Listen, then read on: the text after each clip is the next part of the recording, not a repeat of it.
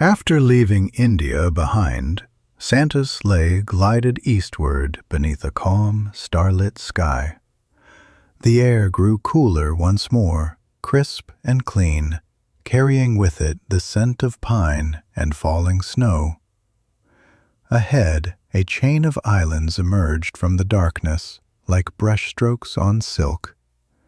Japan, a land where tradition and wonder lived side by side, where even the wind seemed to move with quiet respect.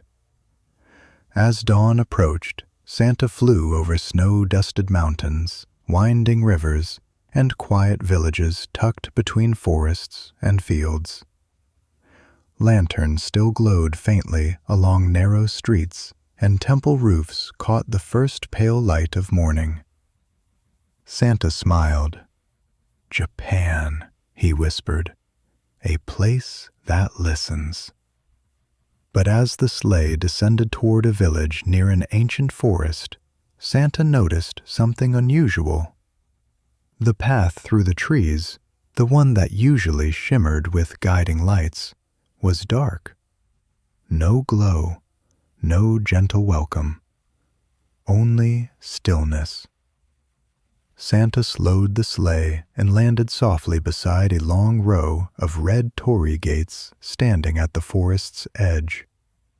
Beyond them, the woods were hushed, as if holding a secret. "Without the lights," Santa murmured, "I can't find my way through the night. And the children, they're waiting." A soft sound echoed between the trees. Tap, tap, tap. From behind one of the torii gates stepped a small fox with silver-white fur and bright, knowing eyes. A gentle glow traced the tips of its tails as it bowed politely.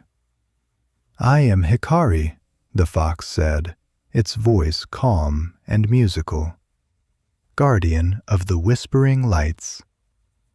Santa knelt with a warm smile. "Then perhaps you can tell me why the forest has gone dark." Hikari's ears drooped slightly. "The lantern spirits that guide travelers have lost their harmony. Without harmony, their lights fade. The forest paths twist, and even kind travelers lose their way." Santa nodded thoughtfully.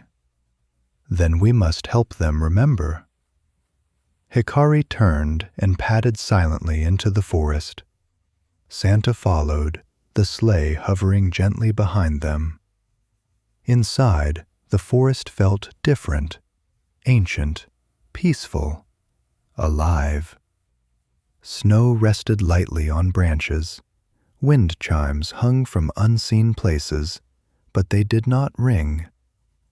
Soon they reached a clearing where dozens of small lanterns floated weakly in the air, their glow flickering like tired fireflies.